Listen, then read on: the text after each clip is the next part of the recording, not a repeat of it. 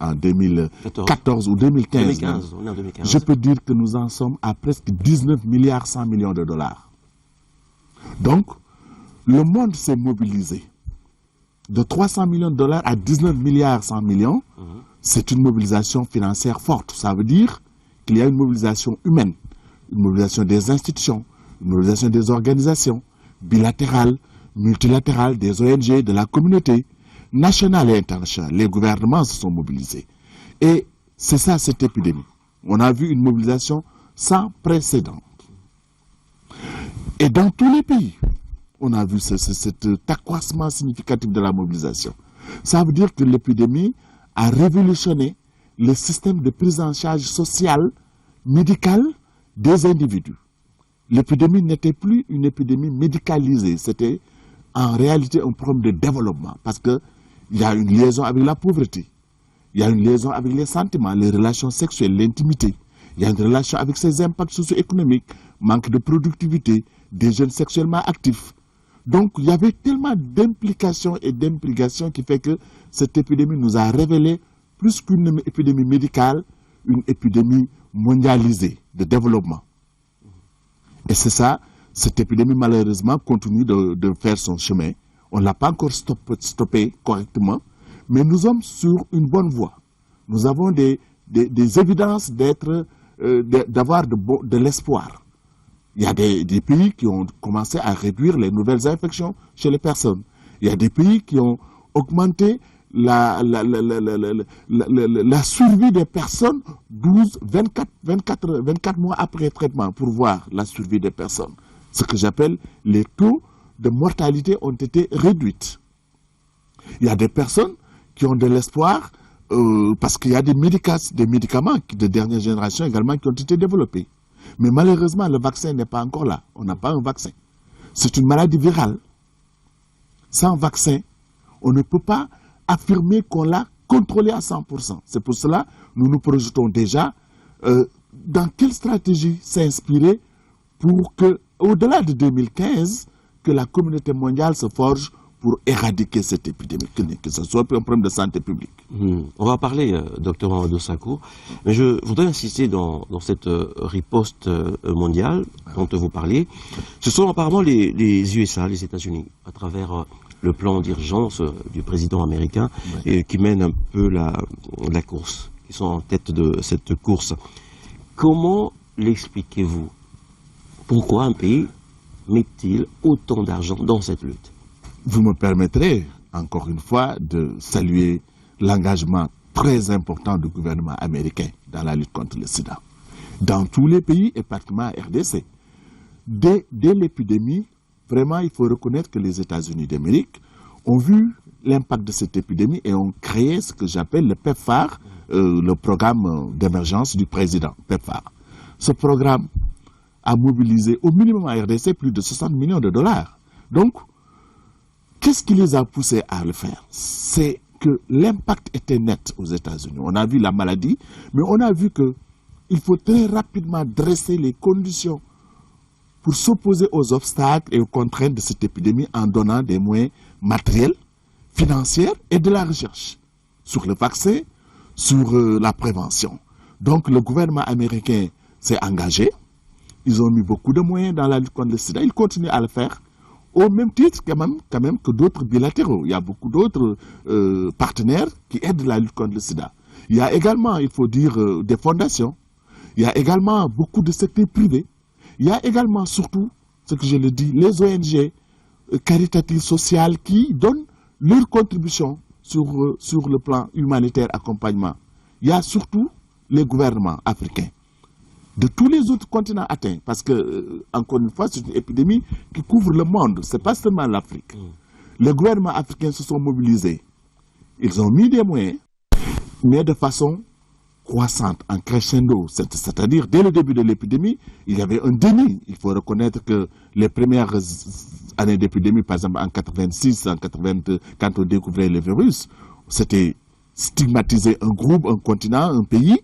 Après, on a évolué sur la disponibilité effectivement de l'épidémie dans les États, dans certains pays qui ont reconnu l'épidémie.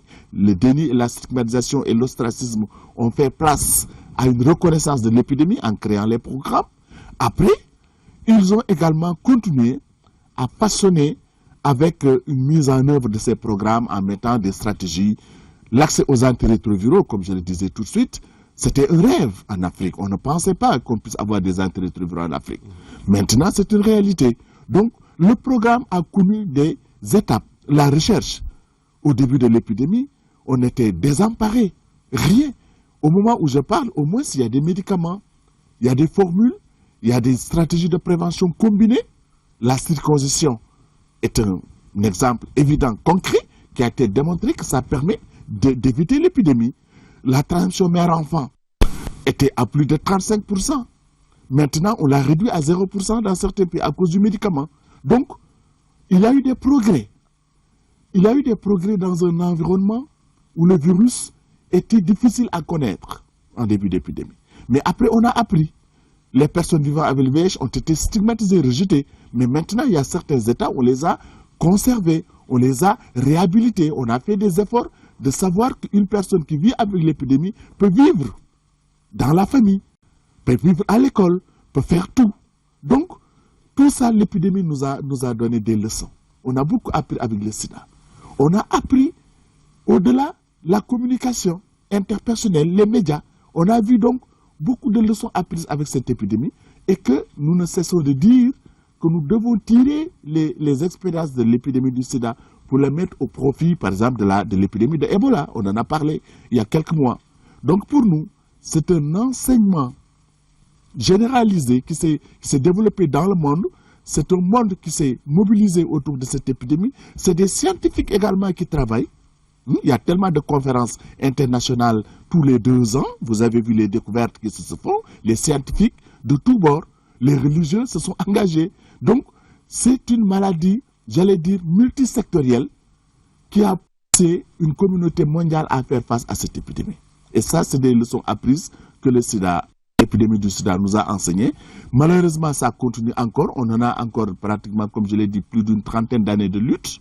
On n'est pas encore au bout de nos efforts parce qu'on n'a pas le vaccin. Mais on a, j'allais dire, des évidences que nous sommes sur le bon chemin. Et c'est là où nous pensons que l'humanité devra consacrer encore un effort supplémentaire, c'est-à-dire de faire cette fenêtre d'espoir de 5 ans entre 2015 et 2020 et de s'engager de façon résolument définitive vers l'éradication en 2030. Ça, c'est des projections, des perspectives d'avenir. Nous pensons que le monde a besoin de faire le point en 2015, au mois de septembre, et commence maintenant à voir d'ici 2030 comment définitivement éradiquer cette épidémie du sida. Docteur, vous avez à un moment donné parlé de ces objectifs que tout le monde s'est fixé à l'horizon 2015, notamment pour ce qui nous concerne le sida. Beaucoup de pays, notamment le nôtre, s'étaient engagés en 2015 à arriver à une génération sans sida. Il me semble qu'on est loin du compte. Comment l'expliquez-vous? Je peux dire que l'objectif d'une génération sans sida, ça veut dire arriver à avoir une génération au cours de laquelle aucune personne n'a une infection au VIH. Si on voit le temps, il est difficile de le poser en termes de délai, de dire d'ici 2015. C'est ambitieux, c'est bon, c'est très bien. Il faut avoir des objectifs ambitieux. Et nous continuerons encore à pousser l'agenda d'une génération sans sida d'ici 2030. Pourquoi? Parce que l'humanité se crée et se recrée et les êtres humains se multiplient, ainsi de suite. Arriver à dire qu'on a une génération qui n'a plus de virus demande qu'on éradique cette maladie. L'éradication en médecine, ça veut dire on reste pendant 2-3 ans sans nouvelle infection avant de déclarer qu'on a éradiqué une maladie. Éradiquer une maladie, ça veut dire la surveiller, la contrôler, lui donner un vaccin et l'arrêter. Tuer le virus dans le sang, ce qui n'est pas facile. Un virus, quand il est dans le sang, il se multiplie. Il est comme des êtres. Il a ce que j'appelle un ADN et un ARN. Il se multiplie de jour en jour, de minute en minute. Les tuer dans le système humain, c'est ce que j'appelle tuer le virus sans tuer l'être humain, la personne. Donc, avoir un médicament efficace à 100% qui tue le virus, ou bien un vaccin qui permet au virus de ne pas se développer dans le corps, n'est pas chose facile. Il faut tuer l'homme pour cela. Justement, il ne faut pas tuer l'homme en médecine. Il faut tout faire pour ne pas tuer l'homme. D'où les expériences dans les laboratoires avec des rats, des animaux, ainsi de suite. Pourquoi nous ne testons pas directement chez l'homme? C'est pour éviter de tuer l'homme. C'est pour éviter de développer la maladie chez l'homme. C'est pour cela, quand on vous dit que la recherche se poursuit, ça prend du temps, les gens ne comprennent pas. Primum movens non sens. Faire tout pour ne pas tuer l'homme. C'est ça l'objectif de la médecine. Et vous pensez arriver à ce vaccin Absolument. En 2030? Non, justement, ce qu'on est en train de dire, la recherche se poursuit. Une recherche demande 5 ans, demande 10 ans, demande 20 ans. Une recherche de quoi? D'un vaccin viral qui s'oppose à un virus. C'est le vaccin le plus difficile. Il est facile de trouver des vaccins contre la tuberculose, un vaccin contre rapidement et de façon claire et nette. Mais un virus change de comportement dès qu'on lui fait un médicament ou quelque chose devant lui. Il fait ce que j'appelle les mutations. Donc lui trouver un vaccin efficace à 100% pendant tout le temps n'est pas facile. Le vaccin de la grippe, par exemple, on le trouve pendant un temps donné. Après, le virus s'adapte à ce vaccin. Ce n'est plus efficace. Tu vois un autre vaccin. Donc, c'est des souches qui se multiplient et qui s'adaptent. Donc, ce que la communauté internationale est en train de faire, c'est de chercher une recherche contre un virus qui est très difficile, le VIH, qu'on appelle un vaccin efficace. À la place, si on n'a pas le vaccin efficace, il faut des médicaments efficaces. Des médicaments qui puissent contrôler la maladie dans l'individu. C'est-à-dire, on n'a pas tué le virus, mais au moins, l'individu peut manger, peut avoir une durée de vie plus prolongée, peut augmenter ses chances de succès de vie avec une hygiène alimentaire. C'est ce que j'appelle des traitements efficaces. Ça, on peut en faire. C'est pour cela, déclarer de façon définitive qu'on n'a plus de génération sans sida n'est pas chose facile. C'est une ambition, c'est une volonté, une perspective, et nous sommes sûrs que nous l'aurons. Mais nous l'aurons dans quel délai? Nous l'aurons pour quels moyens? C'est ça qui se pose.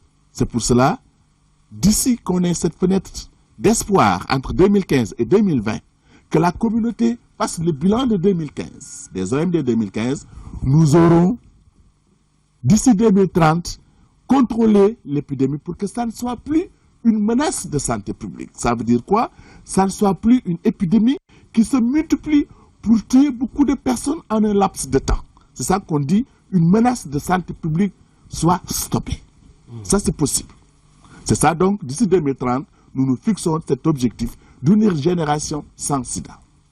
On va en parler tout à l'heure, mais je voudrais bien sûr qu'on reste un peu sur l'aide, le soutien financier dont notre pays bénéficie. Alors, je voudrais donc qu'on parle plus précisément de ce pays, de la RDC.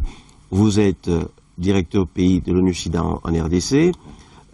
Première question, même si vous l'avez dit tout à l'heure, en parlant de l'Afrique dans son ensemble, combien d'organismes interviennent, combien d'organisations interviennent pour aider le gouvernement congolais financièrement dans sa lutte contre le sida, et combien d'argent sont mis tous les ans sur la table du gouvernement congolais pour cela? Une bonne question. Je sais que on ne dira jamais assez combien d'argent a été mis dans cette lutte, parce que ça ne date pas d'aujourd'hui. Depuis le début de l'épidémie, la RDC a un programme national, un comité des décideurs qui ont mis en place des programmes de lutte contre le sida. Donc, je peux dire que c'est une continuité d'efforts d'abord.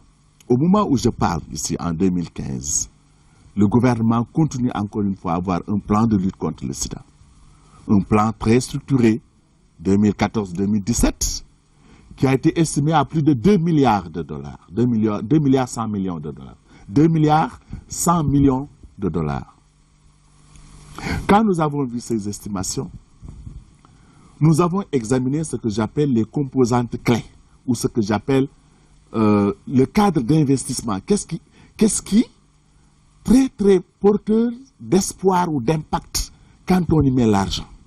Et on a examiné le plan pendant 3 semaines avec des experts et on est arrivé à un cadre d'investissement qui est estimé à moins de entre 200 à 250 millions de dollars par an qu'il faut, au minimum, sur des composantes clés. Si nous voyons l'étendue de ce pays, si nous voyons l'épidémie, le taux de prévalence, les groupes qui sont infectés, les besoins que ça engendre dans le système de santé, dans le système social et la communication interne, nous verrons que ça peut même dépasser ça normalement. Mais c'est le minimum qu'on s'est dit dans le cadre d'investissement. Quand nous l'avons présenté aux partenaires, aux bailleurs, aux négociateurs, aux acteurs qui interviennent dans ce pays, certains ont beaucoup apprécié, certains ont dit que nous mettons en compte déjà notre soutien dans le système de santé. Parce qu'on ne peut pas parler de VIH-Sida sans santé. Et tous les acteurs qui interviennent dans le système de santé de ce pays, c'est d'abord l'État congolais, qui met beaucoup, qui équipe, qui forme, qui crée des dispensaires, des services de santé, postes de santé. Je ne peux pas citer combien de programmes de santé il y a dans ce pays en matière de santé. Parce qu'il faut reconnaître que le ministre de la Santé et le gouvernement de façon générale met des moyens très importants, ne serait-ce que l'équipement ou le projet 1000 postes de santé par an. Au-delà du gouvernement, il y a beaucoup de bailleurs de fonds. Tous les partenaires que j'ai écoutés ici, de la Banque mondiale, de l'Union européenne, de la Belgique, de la France, de l'Allemagne, des États-Unis d'Amérique, du Canada, de la Suède, du système des Nations Unies, qui sont plus de 23 agences des Nations Unies. Tout, quand je les ai entendus et vu le programme, interviennent dans le système social ou le système santé. Le montant que la Banque mondiale a cité avec la RDC, c'est des millions d'argent. Dans beaucoup de projets, PPRS, PARS, il y a tellement de programmes. Tout ça, c'est le basique du système de santé. Quand tu n'as pas un système de santé solide, tu ne peux pas faire face à ces maladies. C'est pour cela je mets dans le compte de la contribution des bailleurs de fonds, tous les bailleurs de fonds qui soutiennent ce pays. Le Fonds mondial, vous l'entendez beaucoup, on l'appelle le Fonds global, soutient le pays exclusivement sur le volet VIH et tuberculose. Le système des Nations Unies, encore une fois, les ONG, nous avons estimé, ne serait-ce que pour la période 14-17, au minimum 300 millions de dollars. 300 millions de dollars sur le VIH et la tuberculose. PEPFAR fait plus de 60 millions de dollars. Le Fonds mondial, plus de 257 millions de dollars. Le système des Nations Unies, au minimum 6-8 millions de dollars. Les autres bilatéraux. Donc, quand on a cumulé tout ça, on a dit que le gouvernement contribue à l'équipement, la formation, les DPS, les formations de santé. Tout ça, si nous le cumulons, nous ne pouvons pas dire qu'il n'y ait pas de ressources dans la lutte contre le sida RDC. Il y en a quand même. Tout ce qui nous reste, c'est organiser ces moyens, les mettre là où il faut, les gérer de façon efficiente, intelligente, avec impact et surtout avec redevabilité, la reddition des comptes, dans une belle transparence. Si ces fonds sont décaissés, nous aurons un impact fondamental. Nous aurons également surtout à organiser le système. Par exemple, la question de la disponibilité des antirétroviraux. Il y a des antirétroviraux qui sont en masse dans certaines provinces, qui en ont beaucoup, qui n'ont jamais eu de rupture. Il y a d'autres qui me disent qu'ils ont des ruptures. Il y a d'autres qui me disent qu'il y a des péremptions, c'est-à-dire périmés. Ça veut dire quoi? Le médicament est là, mais c'est l'organisation. Comment organiser pour que les commandes se fassent à temps, pour éviter les péremptions, pour former les gens qui délivrent, pour que les patients viennent. Donc, on a plus un problème d'organisation et de méthode de travail à faire en RDC qu'un problème de mobilisation de ressources. Ça fait donc beaucoup d'argent. Et justement, quand vous avez commencé déjà à y répondre, on ne voit pas très bien où cet argent part. Je vais poser un certain nombre de petites questions pour qu'on comprenne très rapidement. Alors, il y a, lorsqu'on parle du taux de prévalence, le chiffre varie. Alors, ces chiffres-là sont toujours donnés, nous sont communiqués sur base d'un certain nombre de données. Est-ce que les données sur lesquelles se basent ces différents programmes pour nous donner ce taux de prévalence vous paraissent-elles fiables? Oui, je réponds tout de suite oui. Les données sont fiables dans la mesure où notre programme, le programme des Nations Unies, l'ONU-SIDA et tous les co-sponsors, nous participons à la validation de ces données. Nous participons d'abord à voir les données depuis les collectes. Une fois collectées, nous les examinons. Maintenant, il faut reconnaître que les autres institutions non gouvernementales peuvent avoir des données que nous n'avons pas. C'est pour cela, dans le système des Nations Unies, nous précisons toujours, selon le gouvernement de la RDC, voilà les données. Et nous, les Nations Unies, nous ne faisons que ce que nous appelons les améliorer dans sa présentation et partager ces mêmes données. C'est-à-dire, il n'y a pas de données de l'ONU et de données du gouvernement. Donc, toutes les données qui ont été publiées dans ce pays en matière de VIH-Sida, sous l'impulsion du gouvernement et de l'ONU-SIDA, c'est des données fiables, vérifiables, avec des méthodologies scientifiquement acceptables. Sur le VIH, il y avait la question toujours de la prévalence. Donc, on parle de 1,2%, on nous dit non, on l'a sous-estimé, ou bien on l'a superestimé ailleurs. Non. Pour nous, ONU-SIDA, nous avons vu les enquêtes EDS, nous les avons validées et nous partageons absolument ces données. Ces données sont fiables. Je le répète encore une fois, c'est des moyennes nationales. Maintenant, chaque province, ou chaque ville, ou chaque groupe peut avoir des données spécifiques liées à cette province, liées à ce groupe. Parce que simplement, c'est des données contextualisées. Des données au niveau national, ce n'est pas la même chose que ces types de données. Je prends le cas de 1,2% moyenne nationale. Mais si tu vas à Maniema ou bien à Kisangani, c'est 1,5 à Katanga. Donc, ce n'est pas 1,2. Ça, c'est donc ce que nous appelons la désagrégation des données par groupe, par zone, par axe ou par aire géographique. Et c'est ce mélange que les gens font. Il y a également ce que nous appelons tous les 2 ans, nous faisons des ateliers de mise en place des dernières données et nous les calibrons, c'est-à-dire les marges d'erreur. Si par exemple une province nous fait 550 personnes testées, une autre province nous donne 1000 personnes testées, mais ce n'est pas la même compréhension. C'est la même chose au niveau national et mondial. Les données au niveau des pays sont reliées aux populations qu'ils couvrent. Et la moyenne nationale de l'épidémie du sida est 1,2% RDC. L'épidémie est stabilisée au moment où nous parlons. Ça veut dire qu'on ne note pas de nouvelles infections élevées. On ne note pas non plus un déclin rapide. C'est stabilisé au moment où nous parlons. Très bien. Encore un autre chiffre. C'est pas pour faire peur aux Quinois. Quel est le taux de prévalence ici dans la province, ville de Kinshasa? C'est 1,2%. Ça, c'est national, vous l'avez dit. Oui, même quand tu vas à Kinshasa, c'est 1,2%. Donc, sur le plan national, 1,2 sur 8 millions. Sur combien? 80 millions de personnes? La moyenne nationale, c'est environ 75-80 millions en RDC. Ce qui fait beaucoup de monde, près de 8 millions de personnes infectées. Disons, quand nous évaluons à l'ONU-SIDA, oui, nous avons apprécié 440 000 personnes vivant avec le VIH, estimées. Moins de 500 000 personnes, estimées. Je dis bien estimées. Estimées. Estimées. Maintenant, dans ces 400 ou 500 000 personnes qui ont le VIH, combien d'hommes, combien de femmes, combien de personnes ont besoin d'antirétroviraux? Combien y en a-t-il réellement, en pratique, quand tu es dans les formations de santé? Vous recevez combien? Tout ça évolue et varie.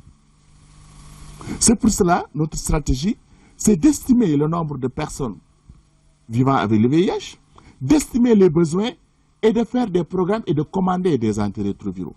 Sur les 450 000 estimés à peu près, combien bénéficient d'une prise en charge? Correct. Sur les 450 000, chez les adultes, oui, nous sommes entre 33%, un peu plus de 30%, même pas. C'est-à-dire pas une personne sur 2, selon les besoins. Maintenant, C'est grave. Non, c'est grave. 70% de personnes infectées ne sont pas prises en charge. Non, c'est ça justement. La déduction n'est pas rapide. C'est pas parce qu'on a dit 30%, les 110% n'ont rien. Oui. Non, j'ai l'habitude de dire, comparaison n'est pas raison. La RDC, malheureusement, n'est pas la même chose que la France. C'est 4 fois la France, 24 fois la Belgique, en termes de superficie. En termes de population, on peut également dire. La ville de Kinshasa fait entre 10 à 12 millions de personnes. Ce n'est pas non pas un pays qui a 3 millions de personnes.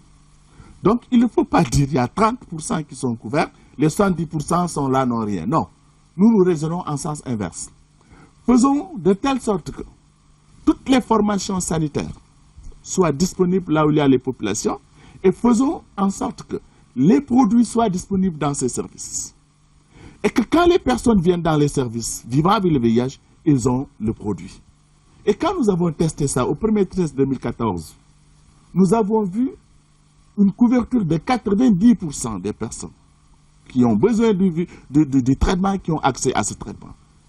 À Kinshasa et à Lubumbashi. Ça veut dire quoi? Il ne faut pas se précipiter avec les chiffres. Les personnes qui viennent, qui ont fait les tests, qui ont le virus, doivent systématiquement avoir le produit. Si maintenant il y a une personne qui n'a pas ça, ce n'est pas correct.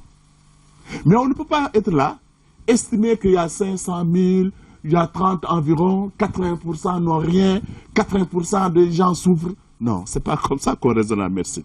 Il faut être concret. Les gens sont là, donnez-leur le produit. Les gens sont là, n'ont pas le médicament, ce n'est pas bon du tout, ce n'est pas correct. C'est ce qu'on appelle les ruptures réelles, effectives, sont condamnables et ne doivent pas se produire dans un état responsable. Ça ne doit pas se produire, d'autant plus que, vous avez dit tout à l'heure, il y a beaucoup de moyens financiers. Absolument. Or, aujourd'hui, Dr Mamadou Sakho, une femme aujourd'hui enceinte, qui est dépistée séropositive, qui habite par exemple à Kingabwa, est référée souvent dans un centre de santé qui est loin de chez elle. Oui.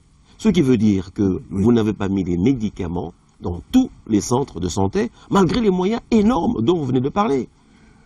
Je peux dire, vous avez raison en termes de rayon de santé, c'est-à-dire la distance qui sépare une personne à un premier poste de santé. Oui. Oui, non. Et ça décourage. Non, attendez. On ne dit pas que c'est normal. À moins de 5 km déjà, c'est acceptable. Plus de 5 km, jamais. Ça veut dire quoi? La couverture des postes de santé, des services de santé capables de prescrire des antirétroviraux n'est pas forcément la même. L'antirétroviral et le diagnostic même du virus ne peut se faire qu'à un autre niveau supérieur. C'est pour cela, à ce niveau, ce que nous faisons, c'est donner le produit et assurer le suivi. Ce qu'on appelle le task shifting, c'est-à-dire déléguer les tâches de suivi. Mais initier le produit et le traitement, le premier traitement doit se faire à un niveau supérieur. Ça veut dire quoi? Que la cartographie sanitaire doit être améliorée et renforcée. Nous sommes particulièrement d'accord. On ne peut pas donner les antirétroviraux en dehors d'un dispositif de santé. Donc si on a un programme de 1000 postes de santé, 1000 centres de santé par an, mais ça va dans le bon sens.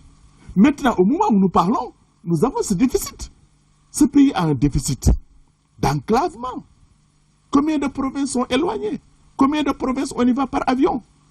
Donc, le fait de faire une politique macroéconomique de désenclavement, de poser les infrastructures scolaires, santé et eau, hygiène, rentre dans le sens de rapprocher les services aux individus. On ne peut pas faire des ARV là où il n'y a pas un service de santé. Donc, c'est dans la même politique. Ce que je veux dire, il y a des efforts qui sont en train de faire. Il faut attendre combien d'années pour que ces efforts-là soient visibles? Mais ça veut dire seulement que toute la population, la communauté, devra s'y mettre pour qu'on y arrive.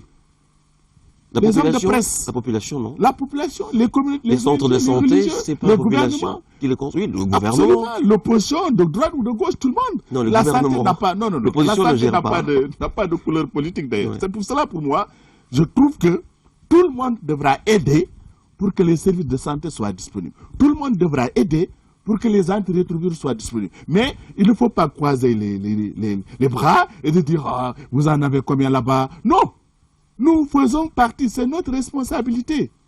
Les religieux, le gouvernement, le secteur privé, les partenaires, tout le monde, les ONG, nous devons œuvrer pour que ces produits soient disponibles aux personnes qui en ont besoin.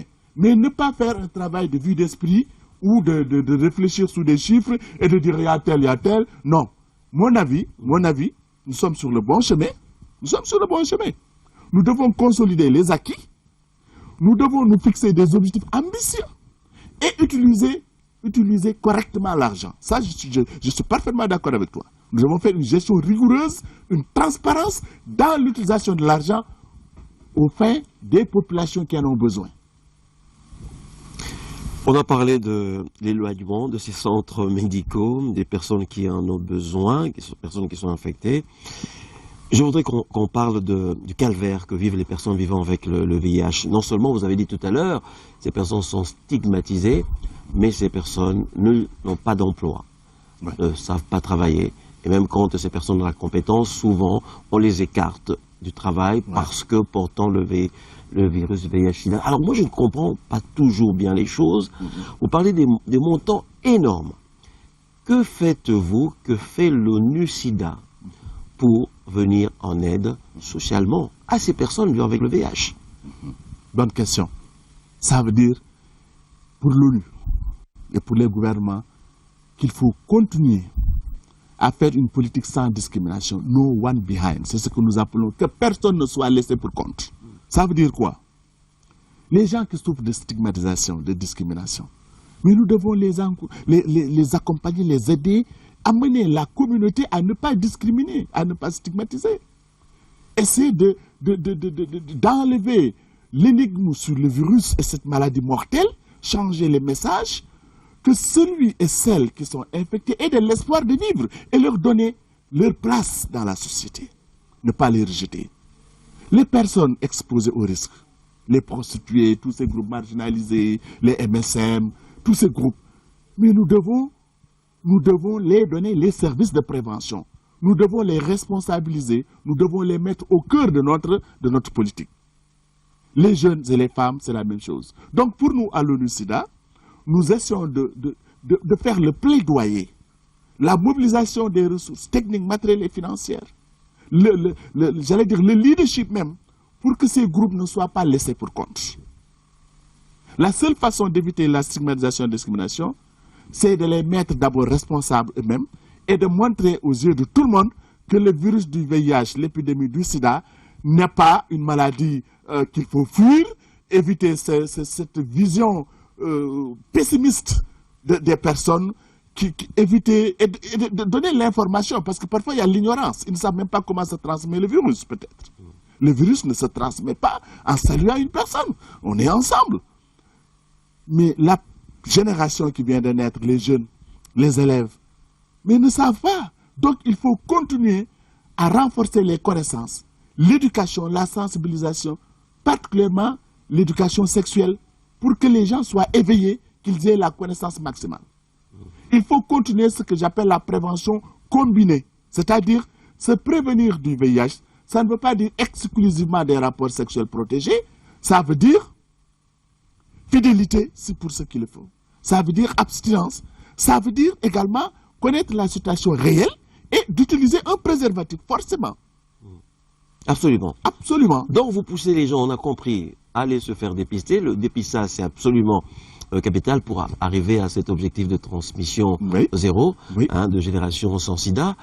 Mais, docteur Mamadou Sakho, excusez-moi d'insister un peu. Oui, allez-y. Aujourd'hui, vous êtes dépisté séropositif. Vous ne pouvez attendre aucune assistance sociale de la part de l'ONU-Sida.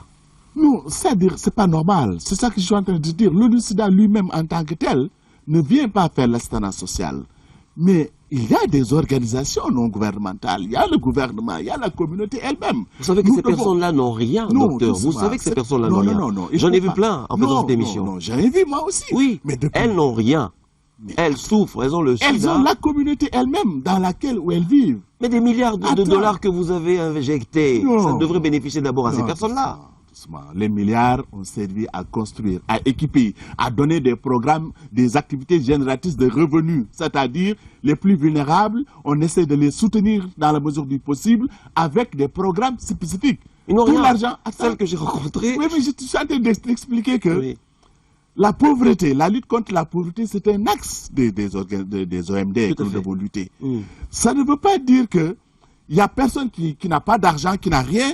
C'est le sida, c'est l'ONU-SIDA. Non. Non, c'est l'œuvre de tout le monde. Attends, je suis en train de t'expliquer que... Les ARV, il faut manger pour bien les prendre. Mais les ARV sont donnés gratuitement, normalement. Oui. Ils ne doivent pas être vendus. Le dépistage doit être fait gratuitement. Donc, je suis en train de t'expliquer que les moyens financiers énormes dont nous parlons ont été investis, soit dans le système, dans le fonctionnement, dans l'équipement, dans les personnes qui font face à cela et aux personnes concernées elles-mêmes. En faisant quoi? En les apprenant à être actifs jusqu'au... Parce que tant qu'on n'est pas mort, on peut être capable d'activité. Donc, les actes génératrices de revenus doivent être maintenus. Les personnes qui sont plus indiquées pour venir leur faire une assistance sociale, une assistance spirituelle, une assistance psychologique, un bien matériel, ces personnes devront être autour, inclus et le secteur privé, et les programmes, les partenaires inclus, et le gouvernement inclus, et la société elle-même. C'est-à-dire, ce que je veux te faire comprendre, ce n'est pas une partie qui soit là pour dire tel n'a pas fait.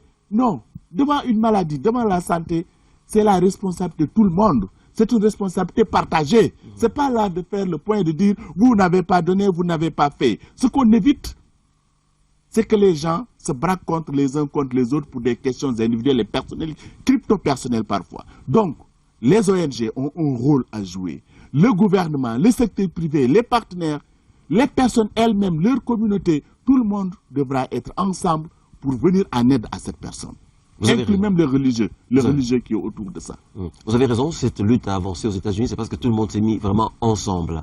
Alors, vous connaissez bien les organisations qui travaillent dans le sida. Vous savez aussi qu'il y a dans ces organisations pas beaucoup, il y a des gens qui sont infectés. Il y a des gens qui sont infectés également je suppose, dans le gouvernement. Il y a des gens qui sont infectés dans de grosses entreprises. Il y a des riches qui sont infectés. On a remarqué que ces personnes riches ne témoignent pas en faveur de la lutte contre le sida. Ces personnes-là ne soutiennent pas les autres. Cette population faible, infectée, qui n'a pas beaucoup d'argent, n'est pas souvent en contact avec cette population riche qui a les moyens. Si bien que dans ce côté-là, il y a une rupture de solidarité. Les personnes vivant avec le VIH, qui sont toutes pauvres, que j'ai rencontrées, se plaignent de cela. Dans leur lutte, on ne voit jamais ces riches, ces ministres, ces PDG qui sont infectés, et ces personnes-là préfèrent se cacher, donner leur argent pour effectivement avoir les médicaments qu'il faut et ne participent pas à la lutte. Est-ce que vous ne pensez pas que c'est quelque chose que vous devriez encourager, vous, pour qu'on ait effectivement, vous qui parlez à ces gens-là, les convaincre à passer dans des émissions de télévision, témoigner simplement en faveur de la lutte? C'est pas normal s'ils ne le font pas, si elles ne le font pas. Ils ne le font pas. Ces personnes devraient accompagner. Et ce n'est pas la solidarité africaine. Moi, je pense que si nous voyons au sens éthique du terme, l'Afrique a au moins une particularité d'être solidaire. Il y a une solidarité africaine. Cependant, vu l'évolution des choses et vu les coûts, il y a certaines, comme vous dites, des cas particuliers d'individus riches qui ne soutiennent pas. Mais tout dépend de comment s'y prendre. Je pense que c'est un travail préalable, ce que j'appelle un travail de conseil ou de counseling, qu'il faut faire à toutes ces personnes, infectées ou non, pour les amener à contribuer. Maintenant, ils contribuent ou elles contribuent comment? D'aucuns passent par des structures religieuses, bienfaisances sociales, actes médicaux, des équipements. Donc, ce que je demande, c'est que ces personnes dont vous dites s'organisent et commencent à rencontrer les autres, qu'on a l'obligation de les soutenir. La communauté doit les aider. La communauté internationale a l'obligation de les assister, de les aider. La communauté nationale, même chose. Donc pour moi, c'est un problème de communication. C'est un problème d'échange d'informations crédibles et de taper à la bonne porte. Mais toute l'humanité devra aider les personnes qui en ont besoin. Je prends ici les personnes vivant avec le VIH, les exclus, les marginalisés, les gens qui sont dans les prisons. Toutes ces personnes-là, comme j'ai l'habitude de le dire, on doit les assister. On ne doit pas les laisser. On ne doit laisser personne pour compte. Tant qu'on le fait, la société sera divisée, les gens seront visés contre les autres, et ce n'est pas ça l'humanité. À mon avis, c'est une question de communication, d'aller vers les autres, d'information, ou bien manquer de vision, que nous aussi, notre rôle de conseil, ça doit être aller vers ces gens et leur dire la vérité des choses. Ça, vous êtes parfaitement, je suis parfaitement d'accord avec votre avis. Nous devons influencer davantage toutes ces bonnes personnes. Nous devons sortir de nos institutions et aller sur le terrain, parler avec ces gens. Hein, je pense que vraiment, je partage votre avis sur cette nécessité, hein, parce qu'il ne faut pas laisser les personnes sans voix. J'ai horreur même de ça. Moi, ça me pose des problèmes qu'on voit des gens qui souffrent et qu'on ne les aide pas. C'est pas normal. C'est pas normal. Je vais encore me faire quelques ennemis en suivant cette émission, bien sûr. Vous ne justifiez pas la contrepartie comme nous voulons. Nous allons arrêter de vous aider dans l'aide contre le sida. Mais ça, c'est même dans les clauses de coopération et de signature. Dans tous nos documents que nous signons, s'il n'y a pas ça, on arrête. Le Fonds mondial a été catégorique sur ces fonds de contrepartie. Le gouvernement ne me démentira pas. On a négocié longuement pour avoir 60 millions de dollars. Sur des précisions claires, le plan de décaissement doit être clair.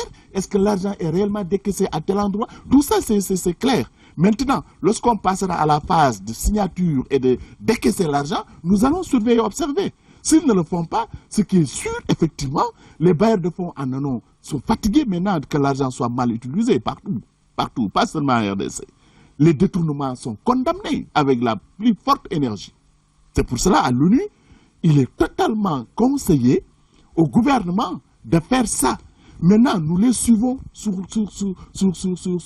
l'exécution des choses. Nous les encourageons parce que la gestion de ces fonds, également, c'est eux. C'est des fonds qui sont gérés dans leur compte, dans leur gestion, dans l'administration. L'argent des partenaires, c'est géré par les partenaires. Nous veillons à ce que tous les partenaires soient accountable, c'est ce que nous disons, redevables, de façon mutuelle. L'ONU, les bilatéraux, les ONG, tout le monde explique ton argent, tu l'as eu, comment, tu l'as donné, comment. Le gouvernement inclus. Donc, pour moi, on ne fait plus de complaisance avec la malutilisation de l'argent. Nous sommes clairs, si nous sommes sûrs qu'il y a un détournement, les gouvernements vont rembourser. Nous sommes clairs que s'il y a une malversation financière, les gouvernements vont rembourser. Et nous allons le dénoncer. Et je l'ai dit partout. L'argent de fonds de contrepartie doit être judicieusement utilisé. Je crois que c'est le moment le plus important de l'émission, hein, où je vous ai vu sortir. Non, parce que j'ai fait 18 ans dans cette bagarre, j'ai fait plusieurs pays, et j'ai vu parfois une malversation financière. Ça mérite qu'on donne de l'argent pour des gens qui souffrent et que d'autres l'utilisent à d'autres fins. C'est pas normal, c'est pas acceptable. Ceux qui vous écoutent sont vraiment très contents d'entendre cela. Je voudrais, comme j'aime beaucoup expliquer les choses, que les gens comprennent ce dont on parle. On parle de la contrepartie. En fait, la contrepartie, c'est ce qui est demandé au gouvernement congolais. Par exemple, lorsque vous avez parlé des 60 millions de dollars que le Fonds mondial a mis dans la lutte, vous exigez au gouvernement congolais d'apporter quel pourcentage de ce montant-là? La contrepartie à quel pourcentage? La contrepartie, dans les nouvelles dispositions du Fonds mondial, par exemple, est très claire avec le gouvernement. Vous devez donner au minimum 5 à 10% du montant dans lequel on discute. Et quand on a étudié le cas de la RDC, pour les 3 prochaines années, nous l'avons estimé à 60 millions de dollars que le gouvernement s'est engagé à faire. Dans le passé aussi, il y a des fonds de contrepartie. Dans l'avenir, il y en aura. Mais cette fois-ci, le Fonds mondial a fait une délibération spéciale sur ces fonds de contrepartie pour que l'argent soit décaissé selon un plan clair avec des impacts sur des individus, sur des axes programmatiques. Ce n'est plus un fonds farfelu où l'on dit il y a X millions, on revient, on nous dit on a utilisé tant. Non, ça c'est arrêté maintenant. Et tant que l'ONU-SIDA sera ici, nous veillerons à ça. Et ça, je l'ai dit à tous nos partenaires.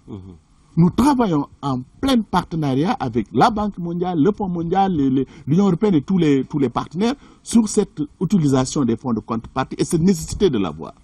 Moi, je pense que ce que nous devrons faire, c'est dans 1 an, 2 ans, nous allons évaluer, nous allons d'abord appliquer les exigences, parce que c'est la condition sine qua non.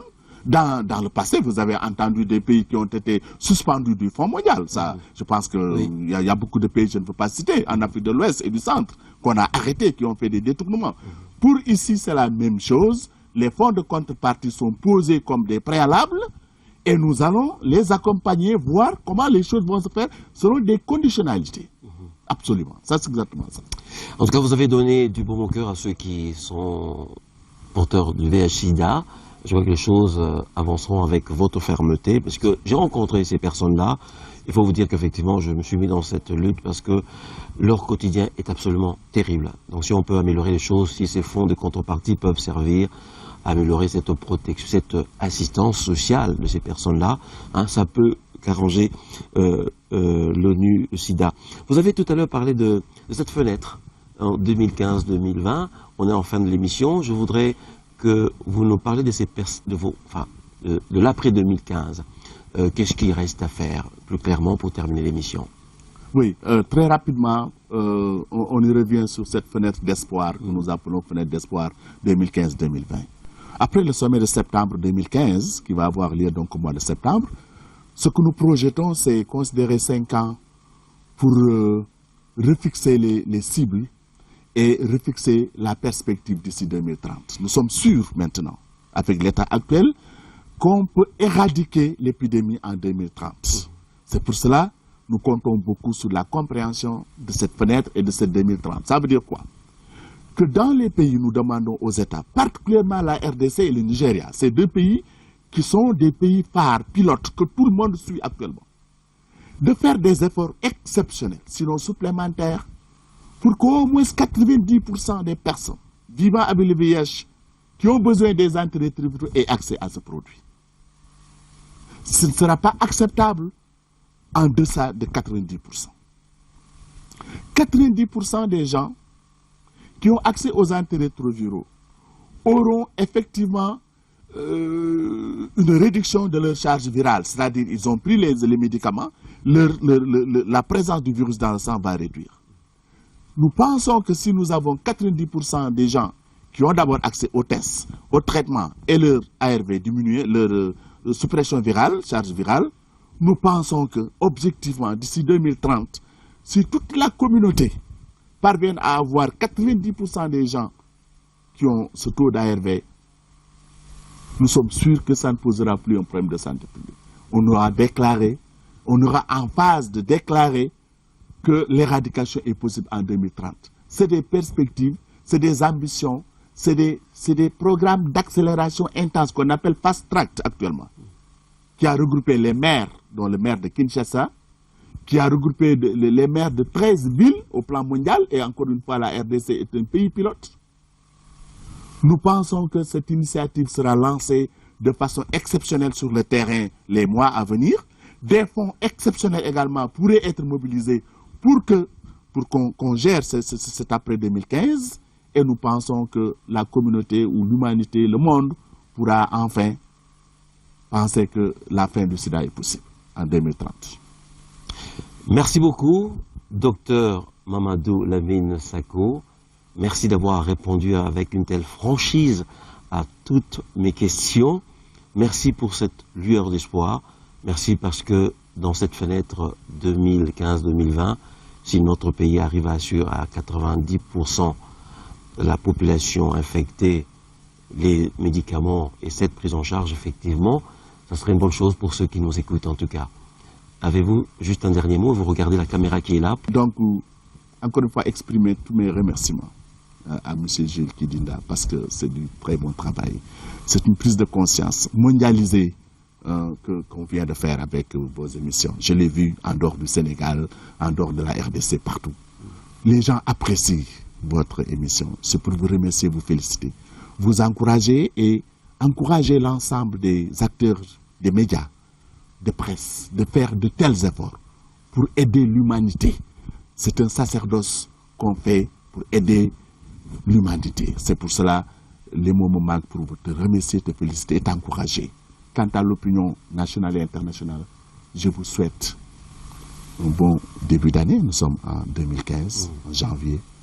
Je vous souhaite tous nos vœux de succès, de prospérité et de tout. Mais surtout, d'une lutte acharnée pour mettre fin à cette épidémie en 2030. Merci. C'était donc le directeur pays de l'ONU-SIDA en RDC qui était mon invité spécial dans cette émission. On se retrouve bien évidemment la semaine prochaine pour un autre numéro de cette émission. Au revoir.